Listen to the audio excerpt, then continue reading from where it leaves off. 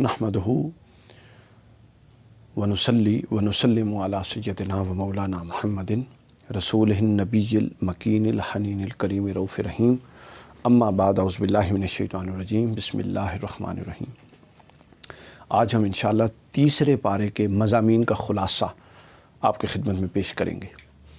तीसरे पारे का आगाज़ होता है अंबिया और रसूल की जमात और उनमें दर्जात के तफ़ावुत के बयान से, और इन्हीं दर्जात के तफ़ावुत के साथ हमने ईमान लाना है।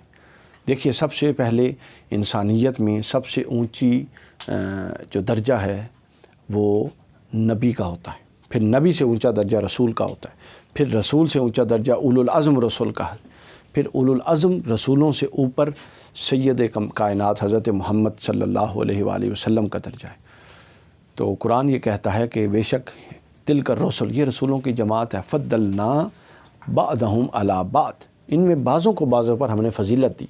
तो गोया हमने तमाम रसूलों पर ईमान लाना है और इस फजीलत के साथ ईमान लाना है कि कुछ अल्लाह के और हवाले से फजीलत याफ्ता हैं और कुछ ऐसे हैं जिनको अल्लाह ने तमाम पर फजीलत दी। ये इशारा हजूर की तरफ है। उसके बाद तीसरे पारे में अगली चीज़ आती है आयत अल कुर्सी, अज़ीमुश्शान आयत, पूरे कुरान की शान है ये आयत। इसमें अल्लाह के 5 नाम और 26 सिफ़ात का बयान हुआ है जो अल्लाह की कुदरत कामिला की मज़हर है। इस हवाले से सिर्फ़ एक गुजारिश ये कि हजूर ने फरमाया सही हदीस में, सही हदीस सही में, कि जो हर फ़र्ज़ नमाज के बाद आयत अल कुर्सी पढ़ेगा उसके और जन्नत के दरमियान एक रुकावट है और वो मौत है। अगला मौजू है कि अल्लाह ही अहले ईमान का सच्चा दोस्त है। अल्लाह से दोस्ती लगाने के हवाले से हमें कहा गया, फरमाएगा अल्लाहु वलियुल लज़ीना आमनू युख़रिजुहुम मिनज़्ज़ुलुमाति इलन नूर। अच्छे दोस्त के कुछ तकाज़े होते हैं ना, कि वो जिससे दोस्ती करता है अच्छा बंदा उसको फ़ायदा देता है। तो अल्लाह इतना अच्छा दोस्त है कि वो जिससे दोस्ती अल्लाह करता है उसको अंधेरों से निकाल के नूर और रोशनी में लेकर आ जाता है। देखिए ना, अल्लाह ने हज़रत इब्राहीम ने अल्लाह से दोस्ती की तो अल्लाह ने उनको आग से निकाल के आग को गुलजार बना दिया, आग के अंदर रहते हुए गुलजार बना दिया। जो भी नमरूद को शिकस्त दे दी। इसी तरह हज़रत मूसा ने दोस्ती की तो देखिए फ़िरौन कितनी ताकत के बावजूद शिकस्त याफ्ता हुआ। तो जो अल्लाह से दोस्ती करता है अल्लाह तमाम मामलात के बावजूद उसके लिए काफ़ी हो जाता है। लिहाजा अल्लाह से दोस्ती बनाइए, और दोस्ती से मुराद है अल्लाह से अपना ताल्लुक़ मज़बूत उस बुनियादों पर उस्तवार कीजिए। अगला आ रहा है मौजू, इसमें मुकालमा जो हज़रत इब्राहीम का नमरूद के साथ हुआ। झूठी बादशाहत थी, रौनत उसके दिमाग पर तारी थी। हज़रत इब्राहीम ने चंद दलाइल दे के उसके पूरे मुकदमे को ज़मीन बोस कर दिया और फरमाया कि वो मेरा रब वो है जो सूरज को मशरिक़ से निकालता है। तुम अगर रब हो तो अपने सूरज को, उस सूरज को हुक्म दो कि मग़रिब से निकले। उससे पहले भी कुछ बातें हैं, लेकिन यहाँ के वो मबहूत हो गया। अगला मौजू जो है वो है हयात बाद अज़ मौत, जिसको बास बाद अल मौत कहती हैं, कि मरने के बाद की ज़िंदगी। अल्लाह ने फरमाया क़ाल अन्ना युह्यी हाज़िहिल्लाहु बाद मौतिहा, बेशक अल्लाह ही है जो मरने के बाद ज़िंदगी दे सकता है। यहाँ फिर मिसाल बयान हुई, हज़रत उज़ैर अलैहिस्सलाम गुज़र रहे थे, बस्ती उल्टी पड़ी थी, पुरानी खंडरात, जहन में सवाल आया बारी ताला तो इनमें रहने वाले और ये लोगों को कैसे ज़िंदा करेगा। अल्लाह रब्बुल इज़्ज़त ने उनके साथ दराज गोश था, गधा था, उस पर भी हज़रत उज़ैर पर भी 100 साल के लिए मौत तारी फरमा दी। जब वो उठे 100 साल बाद तो क्या देखते हैं कि गधा उनका बिल्कुल हड्डियाँ उसकी गल चुकी हैं और जो उनके खाना है वो ताज़ा पड़ा हुआ। तो अल्लाह ने फरमाया कि उज़ैर देख लो, हम ऐसे मुर्दों को ज़िंदा और ज़िंदों को मुर्दा करते हैं। उसके बाद इन्फ़ाक़ फ़ी सबीलिल्लाह का ज़िक्र है कि अल्लाह की राह में जो खर्च करता है अल्लाह कई गुना बढ़ा के उसको देता है। मसलुल लज़ीना युनफ़िक़ूना अम्वालहुम फ़ी सबीलिल्लाह, जो लोग अल्लाह की राह में ख़र्च करते हैं उनको कई गुना देता है, लेकिन ख़र्च में बड़ी एहतियात, 3 पहलू बताए कि बाज़ औक़ात लोग ख़र्च करके भी ज़ाया कर देते हैं। उसके लिए कुरान ने कहा 3 पहलुओं को ख़र्च रखो, ख्याल रखो। एक है एहसान नहीं जताना देने के बाद, दूसरा है दुख नहीं देना, ये नहीं कि हम उसके मालिक बन जाए, उसको रज़िया दें मैं तेनू दिता है, हमारे यहाँ ऐसा भी होता है। और तीसरा फरमाया रिया नहीं होनी चाहिए। अगर आपका अल्लाह की राह में ख़र्च करना एहसान जताने, दूसरों को तकलीफ़ और अज़ियत और ताक़ीर करने और दिखावे से पाक हैं तो अल्लाह के यहाँ मकबूल हैं। अगर इन तीनों में से कोई एक बीमारी है आपके उसके अंदर जो आप दे रही हैं तो आप समझ लीजिए कि आपका दिया हुआ कबूल नहीं हो रहा, उसका अजर नहीं है। اس کے بعد تنگ دستی کے خوف سے اللہ نے بتایا کہ اللہ کی راہ میں خرچ کرنے سے تمہیں کون روکتا ہے؟ تنگ دستی کا خوف۔ تو اللہ فرماتا ہے میں مالک ہوں، میں بیٹھا ہوا ہوں، خوف کس بات کا؟ تو لہٰذا تنگ دستی کے خوف سے بھی انفاق فی سبیل اللہ سے رکنا نہیں چاہیے، چونکہ اللہ نے ہی پہلے دیا تھا، اللہ نے ہی تنگ کیا ہاتھ، اور اللہ ہی دوبارہ دینے والا ہے۔ پھر آگے فرمایا کہ ان کو دینا چاہیے فقراء کو جو اللہ کے دین کے کام میں لگے ہوئے ہیں اور سوال نہیں کر سکتے۔ کچھ لوگ تو وہ جو سوال کرتے ہیں ان کو بھی دینا چاہیے، لیکن وہ زیادہ حقدار ہیں جو ڈیزرو تو کرتے ہیں، وہ ضرورت مند تو ہیں، لیکن وہ سفید پوشی کی وجہ سے سوال نہیں کر سکتے، تو ان کو دینے کا حکم دیا۔ اس کے بعد پھر سود کا حکم آیا، وَأَحَلَّ اللَّهُ الْبَيْعَ وَحَرَّمَ الرِّبَا، سود لینا اللہ نے حرام کیا ہے، تجارت کو اللہ نے حلال کیا ہے، لہذا تجارت کرو اور سود کو چھوڑ دو۔ اور سود علامات قیامت میں سے ہے۔ حدیث پاک میں حضور نے فرمایا کہ ایک وقت آئے گا کہ کوئی شخص سود سے نہیں بچے گا، حتیٰ کہ جو براہ راست نہیں لے گا اور بچنے کی کوشش کرے گا اس کو بھی سود کی ہوا یا سود کا بخار ضرور لگے گا، یعنی کوئی بھی اس سے محفوظ نہیں رہے گا۔ تو لہٰذا سود سے بچنا چاہیے۔ اس کے بعد آگے قرض کے احکام بیان کیے کہ بندہ مومن کو تعلیم دی گئی کہ قرض کا لین دین ہو، فائنینشیل لین دین، جو بھی مالی معاملات ہو، قرآن نے ایک اصولی قاعدہ دیا ہے کہ financial dealings should be in writing, ہر شے رائٹنگ میں ہو۔ اگلا عرش کا خزانہ، سورہ بقرہ کی آخری آیات، نہایت فضیلت والی آیات جن میں عاجزی، انکساری اور اللہ کے حضور سر تسلیم خم کرنے کا ذکر، اور اللہ سے یہ دعا کہ میری طاقت سے زیادہ مجھ پر بوجھ نہ ڈالنا۔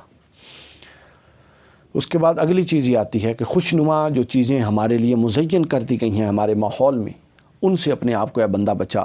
یہ مزین تیری آزمائش کے لیے کی گئی ہیں، یہ اس لیے مزین کی گئی ہیں کہ دیکھا جائے کہ تو کتنا جاندار اور ذمہ دار اور کتنی مضبوط ہستی کا مالک ہے۔ جو مزین کی گئی ان میں کیا ہے؟ زین للناس حب الشہوات من النساء، عورتیں ہیں جن کو مزین کیا گیا، جو تمہارے نفس تمہارا ان کی طرف کھنچتا ہے۔ پھر اولادیں ہیں، پھر مال و اسباب ہے، تمام قسم کے مال و اسباب۔ تو گویا جائز حد تک یہ تمام جائز ہیں، عورت بھی جائز ہے نکاح کے ساتھ، اولاد کی محبت بھی جائز ہے، مال کمانا اور جوڑنا بھی جائز ہے۔ لیکن اگر مطمع نظر یہی کچھ ہو جائے کہ انسان اللہ اور اس کے رسول کو بھول جائے اور ادھر چل پڑے، پھر خرابی۔ اس لیے کہا گیا کہ وہ مال جو تمہیں اللہ اور اس کے رسول سے غافل کر دے وہ ہلاکت دینے والا ہے۔ اگلا موضوع علم کا مقام۔ دیکھیے ہر پارے میں کم و بیش علم کا موضوع زیر بحث آ رہا ہے، اور اتنا عظمت کے ساتھ زیر بحث آیا۔ فرمایا شاہد اللہ انہ لا الہ الا اللہ وہو والملائکۃ واولو العلم، کہ بے شک اللہ گواہ ہے، اہل علم کے لیے اللہ گواہ ہے۔ یعنی علم کا مقام اس سے بڑھ کے اور کیا ہوگا کہ اللہ تعالیٰ نے اپنی گواہی کے ساتھ فرشتوں اور اہل علم کی گواہی کو اکٹھا کیا۔ کیا اللہ کی گواہی ناکافی تھی؟ کیا ملائکہ کی ناکافی تھی؟ اہل علم کو تکریم دینے کے لیے اس کی گواہی کو اکٹھا کیا۔ شاہد اللہ انہ لا الہ الا وہو والملائکۃ واولو العلم۔ اس کے بعد اگلا آتا ہے موضوع اللہ کی پکڑ، کہ اللہ اپنے مہربان بندوں کے ساتھ ساتھ مجرموں کے غلط کاموں پر گرفت بھی کرتا ہے۔ یعنی اللہ کی اگر شان رحیمیت کی ہے تو اسی کی شان قہاریت کی بھی ہے، اللہ کی اگر شان غفوریت کی ہے تو اسی کی شان منتقم بھی ہے۔ تو لہٰذا ان دونوں پہلوؤں کو مد نظر رکھو۔ اور الایمان بین الخوف والرجاء، ایمان خوف اور امید کے درمیان ہے، اس صورت پر قائم رہو۔ پھر اتباع نبوی اور اللہ کا محبوب بننے کا موضوع زیر بحث آیا۔ ہمیں کون ہے جو یہ نہیں چاہتا کہ اللہ کا محبوب بنے؟ یعنی ہم تو یہ چاہتے ہیں کہ اللہ سے محبت ہمارا اثاثہ ہو جائے، جبکہ یہاں قرآن یہ کہہ رہا ہے کہ اللہ سے محبت تو بھائی چھوٹی بات ہے، اللہ تم سے محبت کرنے لگ جائے گا۔ یہ نسخہ بتا دیا۔ اچھا اللہ محبت بندے سے کرے، کیسا نسخہ ہے، کیسے کرے گا؟ فرمایا قل، اے محبوب فرما دیجئے، ان کنتم تحبون اللہ فاتبعونی یحببکم اللہ، اگر یہ چاہتے ہو کہ اللہ کے محبوب ہو جاؤ تو میری اتباع کرو۔ گویا کوئی رستہ نہیں ہے اللہ کے محبوب ہونے کا حضور کی اتباع کے علاوہ، قرآن کی اتباع کے علاوہ، سنت کی اتباع کے علاوہ۔ حضور کی اتباع کو چھوڑ کر اگر کوئی اور رستہ ڈھونڈے اللہ کے قریب ہونے کا تو وہ رستہ درست نہیں ہے۔ اس کے بعد آگے حضرت مریم کی فضیلت ہے اور بیان کیا، وَإِذْ قَالَتِ الْمَلَائِكَةُ يَا مَرْيَمُ إِنَّ اللَّهَ اصْطَفَاكِ، اے مریم اللہ نے تجھے چن لیا ہے اور تمام جہانوں کی عورتوں پر فضیلت دی ہے. یعنی جو 4 فضیلت والی عورتیں ہیں جن میں حضرت خدیجہ بھی ہیں، حضرت سیدہ فاطمہ الزہراء بھی ہیں، حضرت آسیہ بھی ہیں، حضرت مریم بھی انہی میں شامل ہیں جن کو اللہ نے فضیلت دی ہوئی. اس کے بعد حضرت عیسیٰ کے رفع آسمانی کا ذکر ہے کہ حضرت عیسیٰ علیہ السلام کو اذ قال اللہ یا عیسیٰ انی متوفیک و رافعک الیہ، رافعک الی موسیٰ، اے عیسیٰ اللہ نے بہترین تدبیر کرتے ہوئے تجھے آسمانوں پر اٹھا لیا. تو حضرت عیسیٰ کے رفع آسمانی کا قرآن میں ذکر ہے. اور حضرت عیسیٰ قرب قیامت میں حضرت امام مہدی جب تشریف لے آئیں گے تو اس کے بعد جامع مسجد دمشق کے مشرقی مینار پر 2 ملائکہ کے پروں پر ہاتھ رکھ کے نزول فرمائیں گے. اس کے بعد علماء اس کے بعد آخری جو موضوع ہے تیسرے پارے کا وہ یہ ہے کہ اللہ کی کتاب سیکھنے کا جو بنیادی مقصد ہے وہ اللہ سے جوڑنا اور ربانیین بنانا ہے.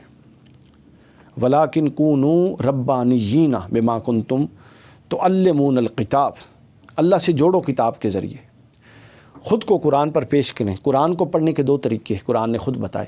ایک تو قرآن کہتا ہے کہ جس کو قرآن ایسے پڑھو کہ قرآن کے ذریعے لوگوں کو قرآن سے جوڑو، اور دوسرا وہ یہ کہتا ہے کہ خود کو قرآن پر ایسے پیش کرو موم بنا کے کہ قرآن کی منشا کے مطابق ڈھلتے جاؤ. یہ نہیں ہے کہ اپنے موروثی عقائد کا اثبات قرآن سے ڈھونڈو اور جو بات عقیدہ اپنے طے شدہ عقائد میں قرآن میں ملے اس کو لے لو اور باقی کو چھوڑ دو. نہیں، بلکہ خالی اس ذہن ہو کے پڑھو اور قرآن ہی کے بیان کردہ حقائق کو بطور عقیدہ تصور کر لو اور اپنے دل و دماغ میں بٹھا لو. اور کتاب پڑھنے کا بنیادی مقصد لوگوں کو اللہ سے جوڑنا ہے، اللہ والا بنانا ہے. یہ تیسرے پارے کے مضامین کا خلاصہ تھا. اللہ رب العزت سے دعا ہے کہ ہمیں قرآن مجید کا کامل فہم عطا فرمائے.